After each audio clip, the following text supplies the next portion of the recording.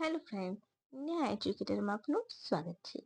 આજે હું તમારા માટે લઈને આવું છું 3 ઓક્ટોબર 2025ના મહત્વના કરંટ અફેર્સ, જે તમારી આવનારી પરીક્ષામાં તમને ખૂબ ઉપયોગી થશે અને તમને ચોક્કસથી એક માર્ક અપાવશે. હવે તમને સૌને ખ્યાલ જ છે કે એસટીએની એક્ઝામ આવી રહી છે, રાઈટ? તો પહેલાં તો તમે સૌ પહેલાં ફોર્મ ભરી લેજો અને એસટીએ માટે તૈયારી શરૂ કરી દેજો. જો તમને કરંટ અફેર મારી ચેનલમાંથી 100% તમને મદદરૂપ થશે. એ પછી વન લાઇનર પૂછાશે કે વિધાન વાક્ય, તમને હંમેશા હેલ્પ થશે એની હું તમને ગેરંટી આપું છું. કારણ કે તમે પ્રીવિયસ વિડીયોઝ જોશો ને તો મોસ્ટલી બધામાં ડીવાયએસઓ કે પછી તલાટી એમાં પણ મેં કરાવ્યું છે, એમાંથી આવ્યું છે.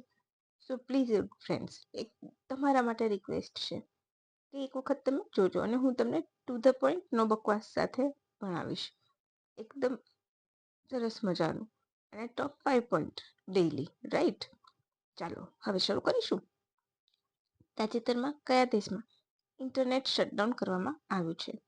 Option A Pakistan, option B America, option C Afghanistan, option D Iran. બોલો. અને તમે ઈચ્છો ને તો હું પોલ પર મૂકી શકું છું ક્વેશ્ચન પોસ્ટમાં, તો તમે એમાં પણ આન્સર કરી શકો છો. પણ તમારે જોઈતું હોય પોસ્ટ તો મને નીચે કમેન્ટ બોક્સમાં કમેન્ટ કરજો. તાજેતરમાં કયા દેશમાં ઇન્ટરનેટ શટડાઉન કરવામાં આવ્યું છે? Option A Pakistan, option B America, option C Afghanistan, option D Iran.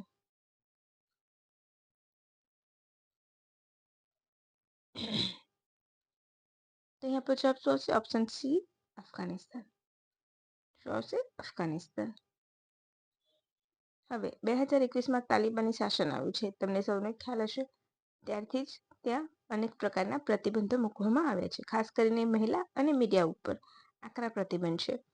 તમને ખ્યાલ હશે કે મહિલાઓના ચેસ રમવા ઉપર મહિલાઓના નહીં પણ ઓવરઓલ ચેસ ઉપર પ્રતિબંધ મૂક્યો છે. મહિલાઓની રમતો ઉપર પ્રતિબંધ મૂક્યો છે, મહિલા ખેલાડીઓ ઉપર, બરાબર? તે બધું તાલિબાનમાં ચાલી રહ્યું છે. હાલમાં બગરામ એરપોર્ટનું એરબેઝ છે એનો પણ ઇસ્યુ થયો હતો. તાલિબાને જે પોતાના હસ્તક રાખ્યો છે એની ઉપર અમેરિકા પોતાનો દાવો હવે ફરી નોંધાવી રહ્યું છે, તો એ પણ યાદ રાખજો.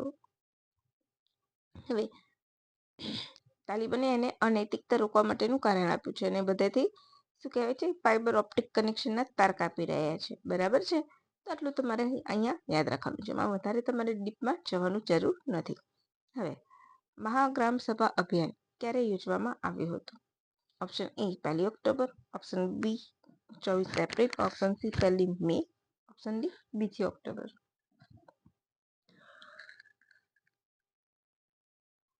હવે આ પ્રશ્ન એવો છે ને કે તમે કદાચ વાંચેલું હોય ને તો પણ તમે એને ક્રેક કરી શકો છો. કેમ?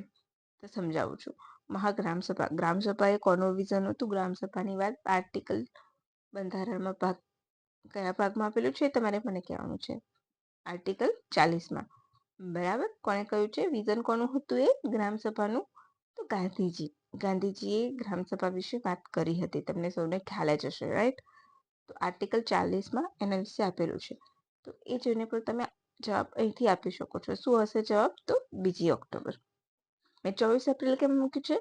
એટલા માટે કે પંચાયતી રાજ દિવસ છે, એટલા માટે કે કન્ફ્યુઝ થઈ જાઓ. ને એક્ઝામમાં આવું જ આવશે, ઓપ્શન ડી 2 ઓક્ટોબર. એક્ઝામમાં તમને આવા બે પોઈન્ટ એવા મૂકશે કે તમે તેમાં કન્ફ્યુઝ થાવ, બરાબર છે? તો યાદ રાખજો. 1 ઓક્ટોબર વિશ્વ વૃદ્ધ દિવસ, બરાબર છે? અહિંસા દિવસ 2 ઓક્ટોબર, 1 મે ગુજરાત સ્થાપના દિવસ અને વિશ્વ વર્લ્ડ લેબર ડે. ઓકે, યાદ રાખી લેજો. હવે ગાંધી જયંતિના દિવસે ગુજરાતના 15 જિલ્લાના 4245 આદિવાસી ગામોમાં એક સાથે મહાગ્રામ સભા યોજાઈ અને આવતા 5 વર્ષ માટે vision action plan village vision 30ને મંજૂરી આપી છે. યાદ રાખજો, તેને મંજૂરી આપી છે આવતા 5 વર્ષમાં vision action plan village vision 30 ને મંજૂરી આપી છે. આદિ કર્મયોગી અભિયાન હેઠળ ઘણા આદિવાસી કેન્દ્ર પણ સ્થાપવામાં આવ્યા છે. તમારે આટલું પરફેક્ટલી યાદ રાખવાનું છે કે એમાં ભૂલ ના થવી જોઈએ, બરાબર? હવે આપણી મારી જે અધૂરી સિરીઝ રહી ગઈ હતી ભારતના ઇતિહાસની જીસીઆરટી બેસ્ટ, તો એ પણ હું હવે ટૂંક સમયમાં શરૂ કરી દઈશ, ખરું ને? હવે આઈસીસી વુમન્સ ઓડીઆઈ વર્લ્ડ કપની યજમાન કોણ કરી રહ્યું છે?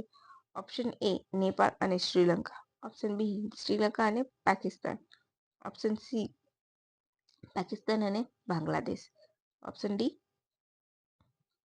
ભારત અને શ્રીલંકા. બોલો, તમને ખ્યાલ હશે આઈસીસી હાલમાં જ આપણે T20 એશિયા કપનું જીતી ગયા છે, બરાબર છે, પાકિસ્તાનને હરાવીને. અને આપણે કપ હજુ લીધું નથી, બરાબર. મોહસિન નકવી છે જે એના એ કપ લઈને ભાગી ગયા, સાદી ભાષામાં કહીએ તો, રાઈટ. ચાલો, અહીં આપણો જવાબ શું આવશે? તો યાદ રાખજો, ભારતમાં આયોજન થઈ રહ્યું છે, ભારત અને શ્રીલંકા યજમાન છે, સહી. ઓપ્શન ડી ભારત અને શ્રીલંકા. કયું વર્લ્ડ કપ છે? આ તો 13મું સંસ્કરણ છે મહિલાઓનું. પ્રથમ મેચ ગુવાહાટીના બરસા પારા ક્રિકેટ સ્ટેડિયમમાં યોજાઈ, ભારતના. ઓકે, આ વર્ષે 8 ટીમ રમશે, બરાબર છે. એમાં કઈ કઈ 8 ટીમો છે તો આપણે જોઈ લઈશું. Pakistan, Bangladesh, south Africa, Sri Lanka, New Zealand, England અને ઓસ્ટ્રેલિયા. કેટલી ટીમો છે? 8 ટીમો. પછી આવતા વર્ષથી જ્યારે રમાશે ત્યારે 10 ટીમો ભાગ લેશે. પરંતુ અત્યારે કોણ કોણ છે? એક તો Bharat, Pakistan, Bangladesh, south Africa, Sri Lanka, New Zealand, England અને ઓસ્ટ્રેલિયા. તમને ખ્યાલ હશે કે મહિલા ક્રિકેટ ટીમમાં પણ ઓસ્ટ્રેલિયા સૌથી વધારે વખત જીત્યું છે, બરાબર છે. ત્યારબાદ ઇંગ્લેન્ડ. અને હજુ ભારતની મહિલા ક્રિકેટ ટીમ વર્લ્ડ કપ જીતી શકી નથી. યાદ રાખજો, ભારતની મહિલા ટીમ વર્લ્ડ કપ જીતી શકી નથી. ફાઇનલ રમે છે પરંતુ વર્લ્ડ કપ જીતી શકી નથી. મહિલા T20 ક્યાં મહિલા વર્લ્ડ કપ પ્રથમ વખત ક્યારે યોજાયો હતો? 1973માં. આ પહેલા પણ ભારતમાં 4 વખત યોજાઈ રહ્યો છે. સોરી, આ પહેલા પણ ભારતમાં યોજાઈ ગયો છે, બરાબર. અચ્છા, આ વર્ષે જે અભિયાન આપ્યું છે નામ શું આપ્યું છે મહિલા વર્લ્ડ કપના? તો will to win. Will to win simple પૂછાઈ શકે છે, બરાબર. ગ્રોકપીડિયા ડેવલપ કરવાની જાહેરાત કોણે કરી છે? અત્યારે હાલ ખૂબ ચર્ચામાં છે. ગ્રોકપીડિયા ડેવલપ કરવાની જાહેરાત કોણે કરી છે? Option A Larry Sergey, option B Elon Musk, option C ઉપરના બંને, ઓપ્શન ડી એક પણ નહીં. બોલો, શું આવશે જવાબ? તો અહીં આપણો જવાબ આવશે એલન મસ્ક, એક્સ્ટ્રા રચિતા, રાઈટ.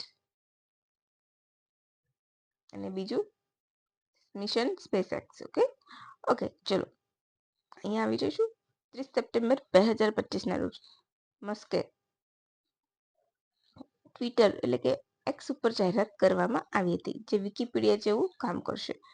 તેમજ તે વિકીપીડિયાની મર્યાદાઓ અને પક્ષપાતી વલણ જે કરે છે એને પણ દૂર કરશે અને સુધારા પણ કરશે. ગ્રીકોપીડિયા એને જ્ઞાનનો નિષ્પક્ષ સ્ત્રોત માનવામાં આવ્યો છે.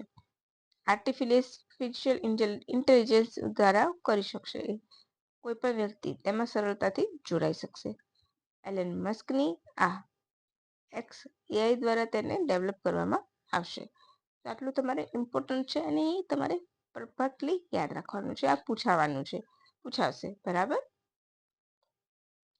ધરામૃત જૈવિક દ્રાવણનું કોના દ્વારા ડેવલપ કરવામાં આવ્યું છે? ધરામૃત જૈવિક દ્રાવણ કોના દ્વારા ડેવલપ કરવામાં આવ્યું છે?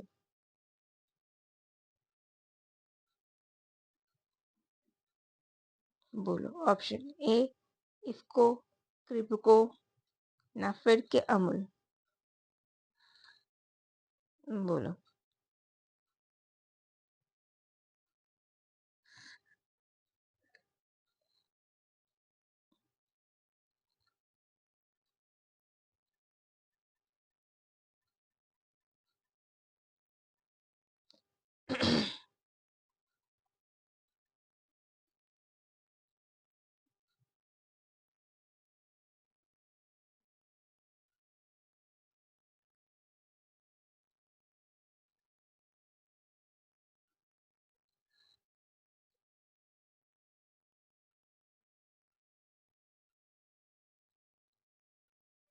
બોલો બોલો.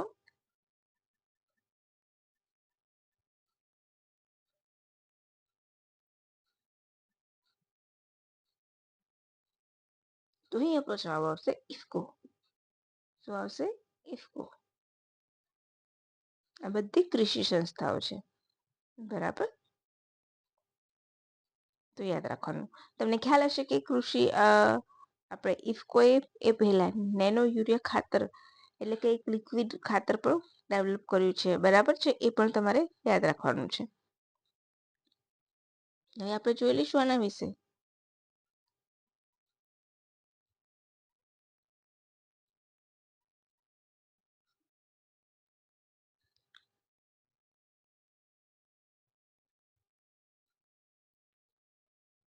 ચાલો. કૃષિ મંત્રી રાઘવજી પટેલ દ્વારા તેનું અનાવરણ કરવામાં આવ્યું છે. એના ટેકનોલોજીથી નિર્મિત ધરામૃત સંપૂર્ણ સ્વદેશી ખાતર છે. શું કરશે? તો પ્રાકૃતિક ખાતર છે જે જમીનની ફળદ્રુપતા વધારવા સાથે સાથે પર્યાવરણને પણ ફાયદારૂપ હશે. એડવાન્સ કોલાઇટ પ્રોસેસિંગ ટેકનોલોજીથી તૈયાર કરવામાં આવ્યું છે, બરાબર છે. તો આટલે તમારે યાદ રાખવાનું છે. સિમ્પલ વન લાઇનરમાં પૂછાય, બરાબર છે. અને ચલો વન લાઇનરના બદલે એમ પણ પૂછી લે કે ધરા જૈવિક ખાતર દ્રાવણ ઇફકો દ્વારા ડેવલપ કરવામાં આવ્યું છે અને નેનો લિક્વિડ ખાતર યુરિયા ખાતર એ પણ ઇફકો દ્વારા ડેવલપ કરવામાં આવ્યું છે. ઉપરના બંને સાચા છે, ફક્ત એક સાચું છે. તો તમે ત્યારે કન્ફ્યુઝ ના થતા, બરાબર. હવે ઇફકો, તો ઇફકોનું પૂરું શું નામ છે? અહીંયા મેં નથી લખ્યું, પણ હું તમને રિવાઇઝ કરાવી દઉં છું. Indian farmer fertiliser cooperative limited, બરાબર છે. કિસાનોની ઉચ્ચ ગુણવત્તાવાળું ખાતર પ્રદાન કરવાના ઉદ્દેશથી સ્થાપના કરવામાં આવી છે, બરાબર. 6 એકમો છે, એમાંથી 2 ગુજરાતમાં છે. એ તમારે મને કમેન્ટ કરવાના છે, યાદ રાખજો, બરાબર. સ્થાપના ક્યારે થઈ હતી? 1967માં. યાદ રાખજો. મુખ્યાલય દિલ્હીમાં. આટલી ઇમ્પોર્ટન્ટ પોઈન્ટ્સ છે, એ તમારે મને યાદ રાખવાના છે અને તમારે મને કહેવાનું છે, બરાબર છે. પછી ક્રિપ્કો, તો ક્રિપ્કોનું પૂરું નામ શું છે? બોલો.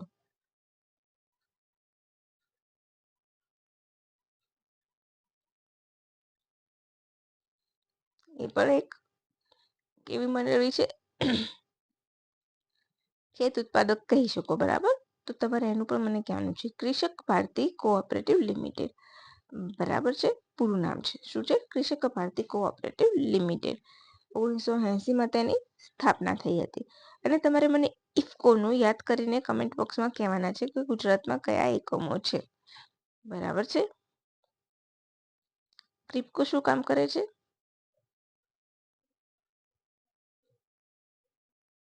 ચલો એવું હું વિચારું છું, એક મસ્ત વિડીયો બનાવી દઈશ, નાના નાના શોર્ટ્સ, રાઈટ. અને ગુજરાતમાં ક્યાં છે? તો સુરતના હજીરામાં છે, બરાબર છે. એ પણ યાદ રાખી લેજો. અને સુધાકર ચૌધરી એના અત્યારે ચેરમેન છે, એટલું યાદ રાખજો. હવે ક્રિપ્કો પછી કઈ આવશે? નાફેડ. નાફેડમાં કોણ છે?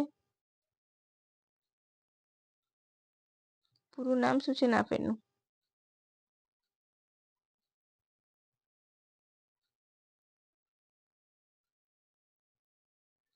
બોલો.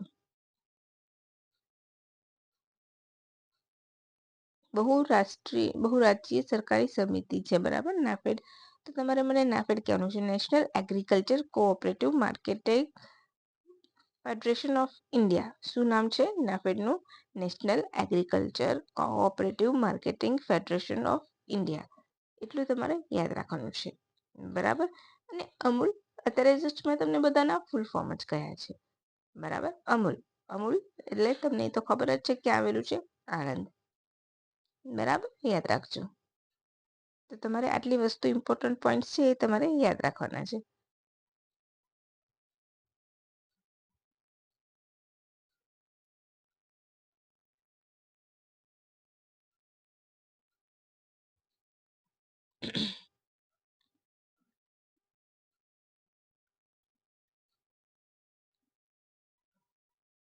ચાલો હવે આપણે થોડાક ઇમ્પોર્ટન્ટ પોઈન્ટ જોઈ લઈશું. તાજેતરમાં નિધન થયું છે. કોનું નિધન થયું છે? તો એ આપણે જોવાનું છે. છન્નુલાલ મિશ્રાનું નિધન થયું છે, બરાબર. છન્નુલાલ મિશ્રાનું નિધન થયું છે. તેઓ બનારસ ઘરાનાના સંગીતકાર હતા. બહુ ઇમ્પોર્ટન્ટ છે. પૂછાશે, તો લખી રાખજો. 2020માં ભારતના બીજા સર્વોચ્ચ નાગરિક સન્માન અને એટલે કે પદ્મ વિભૂષણથી તેમને સન્માનવામાં આવ્યા હતા. ક્યારે? 2020માં. પછી એક ખાસ આર્થિક બાબતોના મંત્રીમંડળની સમિતિએ કેન્દ્ર સરકારના કર્મચારીઓની સંખ્યામાં વધારો થતા બાળકોના શિક્ષણની જરૂરિયાતોને પૂર્ણ કરવા માટે દેશમાં સિવિલ સેક્ટર હેઠળ 57 નવા કેન્દ્રીય વિદ્યાલયો એટલે કે કેવીએસ ખોલવાની મંજૂરી આપી છે. ભારત સરકારે નવેમ્બર 1962માં કેવીએ યોજનાને મંજૂરી આપી હતી. સૌ પહેલા ક્યારે મંજૂરી મળી હતી કેવીએસને? તો 1962માં. અને અત્યારે હાલ 1288 કાર્યરત છે. બરાબર છે. એમાંથી 3 વિદેશમાં કેવી છે. કયા ક્યાં છે કેવીએસ? મોસ્કો, કાઠમંડુ અને તહેરાનમાં છે. તો બસ ફ્રેન્ડ્સ, હવે આજે આપણે અહીંયા જ સ્ટોપ થઈ જઈશું અને પછી નવા મસ્ત મજાના કરંટ સાથે ફરીથી મળીશું. તો આશા રાખું છું કે તમને વિડીયો ગમ્યો હશે. વિડીયોની પીડીએફ તમને નીચે ડિસ્ક્રિપ્શન બોક્સમાં મળી જશે, તો ડાઉનલોડ કરવાનું ભૂલતા નહીં અને નેહા એજ્યુકેટરને લાઇક શેર કરવાનું પણ ભૂલતા નહીં. Thank you for watching my video and by friends.